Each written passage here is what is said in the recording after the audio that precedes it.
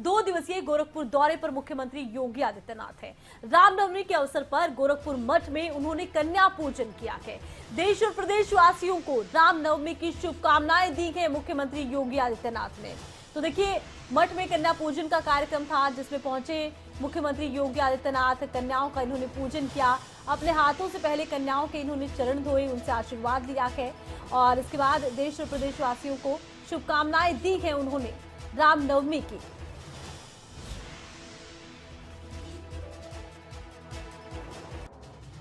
अधिष्ठात्री देवी के पूजन और अनुष्ठान के रूप में आयोजित करती आ रही है। हजारों वर्षों की इस विरासत पर हर भारतीय को गौरव की अनुभूति होती है। वर्ष में 2 बार यह अवसर आता है जब हम अपने समाज को उस सभ्यता, उन संस्कारों और उस संस्कृति के साथ उसका एहसास कराते हैं कि मातृशक्ति का हमारी परंपरा में क्या महत्व है। और आज हम सबका सौभाग्य है कि शारदीय नवरात्रि की नवमी की तिथि देवी स्वरूपा कुमारी कन्याओं के पूजन का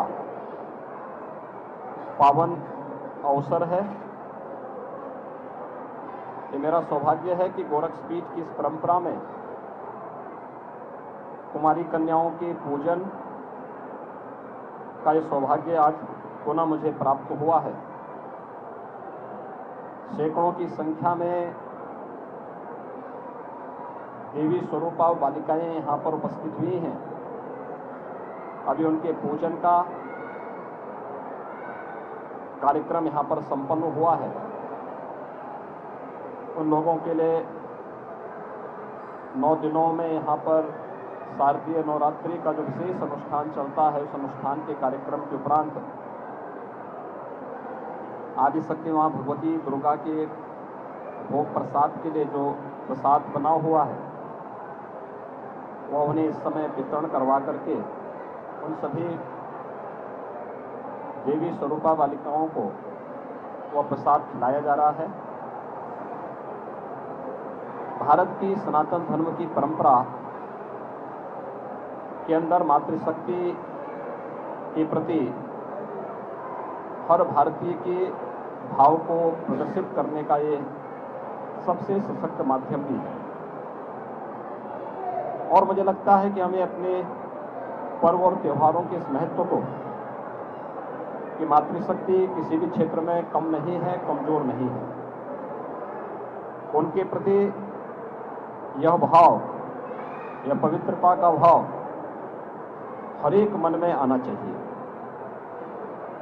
अगर हम देवी के इस स्वरूप को, जैसे हम सामान्य रूप से पूजा अर्चना तक रखते हैं, व्यवहारिक रूप में भी लेने लग जाएंगे, तो मातृशक्ति के साथ, बहन बेटियों की सुरक्षा के साथ यदा कदा जो घटनाएं देखने को मिलती हैं, उनको नियंत्रित करने में सफलता प्राप्त होगी। हमें इन संस्कारों के साथ और इस परंपरा के साथ जुड़ना होगा। दूसरा, सत्य की अधिष्ठात्री देवी की पूजा का महत्व इस बात को प्रदर्शित करता है कि वो आदि शक्ति है, इस चराचर जगत की हर एक शक्ति का आधार है। तो स्वाभाविक रूप से बालिकाओं के प्रति, महिला या बेटियों के प्रति प्रत्येक नागरिक को अपना दृष्टिकोण बदलना होगा। वे सबला हैं, हर एक क्षेत्र में नेतृत्व दे सकती हैं, समाज को योग्य मार्गदर्शन कर सकती है। इसलिए बालिकाओं की सुरक्षा के साथ साथ उनकी शिक्षा, उनके स्वास्थ्य और उनके स्वावलंबन के लिए, उनके सम्मान के लिए अभियान को आगे बढ़ाना होगा। हमें इस बात पर प्रसन्नता की अनुभूति है कि सरकारें इसके बारे में काफी चैतन्य हैं। प्रधानमंत्री मोदी जी ने बेटी बचाओ बेटी पढ़ाओ के माध्यम से जो अभियान प्रारंभ किया वह बेटी को बचाओ के लिए भी है और बेटी को पढ़ाने के लिए भी है। एक बेटी बचेगी, एक बेटी पढ़ेगी तो वह समाज में सम्मान और समाज में स्वावलंबन के मार्ग का अनुसरण स्वयं करती हुई दिखाई देगी। समाज की चैतन्यता उसे आगे बढ़ाने में मदद करेगी। मातृवंदना का कार्यक्रम या बेटियों की सुरक्षा के लिए चलाए जाने वाले तमाम ये कार्यक्रम हमें इस दिशा में एक नई दिशा प्रदान करते हैं। प्रदेश सरकार ने भी इस दिशा में बहुत सारे कार्यक्रम उठाए हैं। खासतौर पर मुख्यमंत्री कन्या सुमंगला योजना, जिसके माध्यम से बालिका के जन्म से लेकर के स्नातक तक की शिक्षा के लिए फ्री एजुकेशन के साथ ही उन बालिकाओं के लिए 15,000 के पैकेज की व्यवस्था इस योजना के अंतर्गत प्रारंभ की गई है और 10 लाख से अधिक बालिकाएं अब तक इस योजना से आच्छादित हुई हैं।